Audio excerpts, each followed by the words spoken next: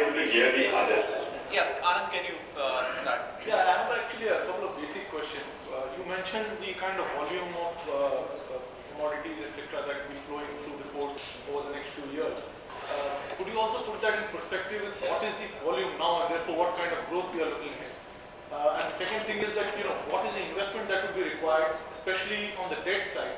And, have you figured out ways of making the long-term debt investment? Because as we see it, the equity is relatively easy to source. Long-term debt in this country, I think, still remains a problem.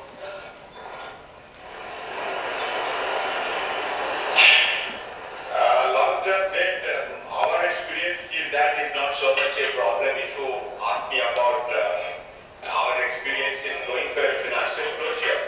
But if you are asking about numbers, I don't have the numbers, but I can generally say that what is in the, let's say for a particular commodity like coking coal, what is at a level of 30 million ton today in this part of the country is going to perhaps increase to 100 million ton over the next 4 to 5 years, which means that our capacity has to be increased at least 3 times over a period of 4 to 5 years. If not more, maybe we have to be more if we take a full view of it. The investments, if you look at it, then investment will have initially it will be very high, but later on adding to capacity will not be very high. If I give the example of Dhamra port, we are now building only 2 berths with a capacity of 25 million ton, which is going to cost us 2,400 crore. That is because to make these 2 berths operational, we have to also build an 18-kilometer channel into the deep sea.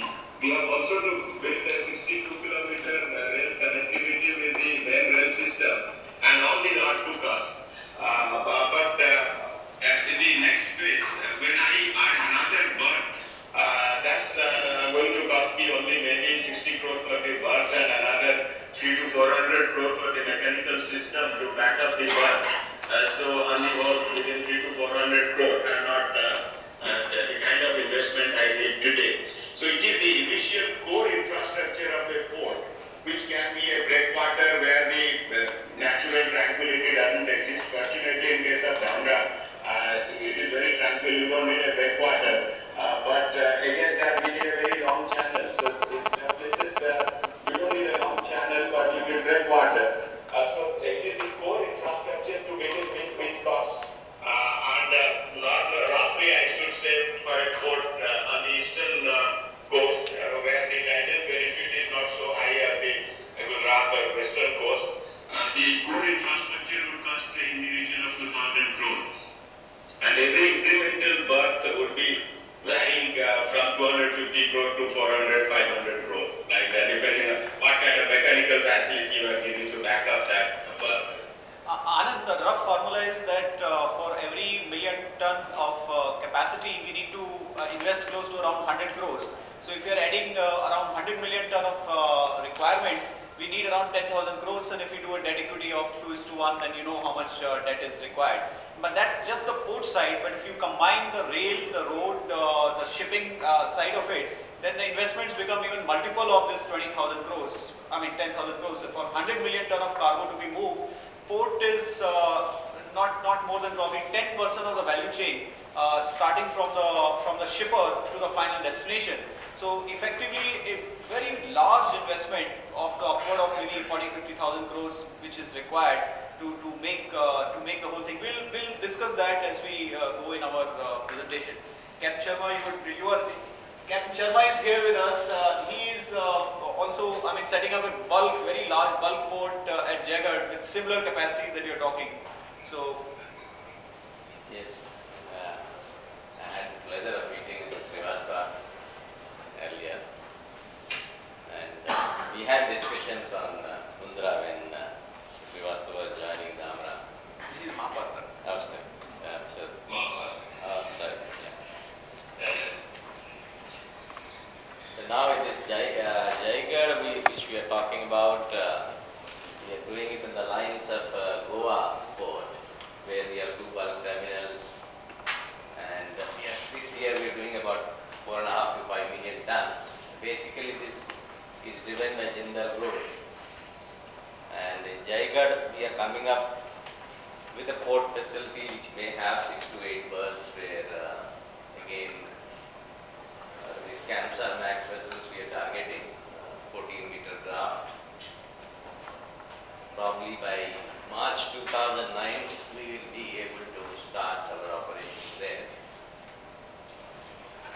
There will be a power plant in Jaigarh, so that is giving us the basic cargo, but Ramesh is working on the potential traffic there. If he gives good news, then probably more berths will come.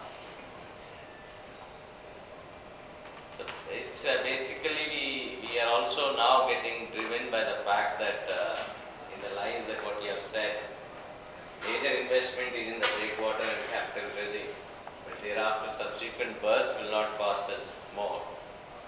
First berth we are coming up with about 10 million ton capacity, 10 to 12 million. That will be a mechanized core handling berth. And subsequently we are looking at opportunity of containers, shipyards, and the kind of traffic that we are looking at, it could be a possibility of Toro jetty and SEZ in the background. We have quite a large piece of land adjacent to the bay. And the bay has presently 7 to 8 meters. It's a very good potential area, and connectivity to Konkan railway is about 50 kilometers. So that would be connected in probably phase 1. And then connectivity to Kolhapur is about 180 kilometers from the site. We are looking at expanding the incline to road rail connectivity, and we are still at quite a nascent stage, working with the Maritime Board now. MOEF clearance is pending.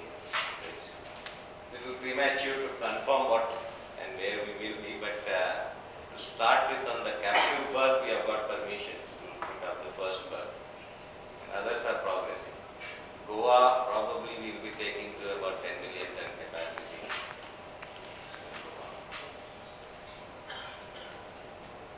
Yeah, thank you. I have a question here. We've been always talking about road and rail development. I am Commodore Mukherjee, an naval architect and freelancing consultant. Everybody talks about road and rail. Odisha, generally groundwater is pretty high. Have you ever thought about linking up with the canal system also for bulk movement? That would be the cheapest mode if it is feasible in the waterway.